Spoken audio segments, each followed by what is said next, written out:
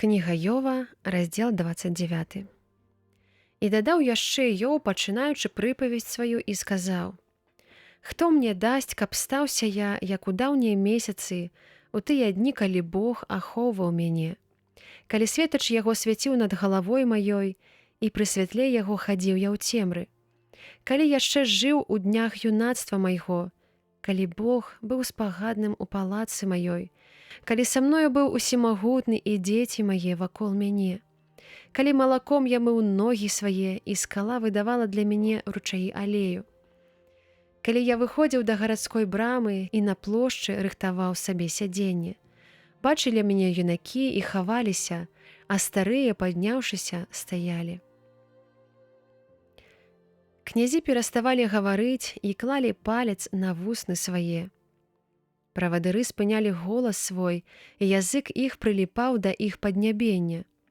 Вуха, што чула мяне, дабраслаўляла мяне, і вока, якое бачыла, сведчыла за мяне, бо я вызваляў гаротніка, які лямантаваў, і сірату, які не меў апекуна. Дабраславенства таго, каму была наканавана смерць, сыходзіла на мяне, і з сэрца ўдавы рабіў я радасным.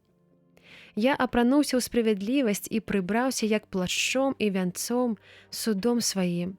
Вокам быў я сляпому і нагой кульгаваму. Бацькам быў для беднага і справу незнаёмага чалавека пільна разбіраў. Я раздзіраў пашчу злачынцу і вырываў з зубоў яго здабычу.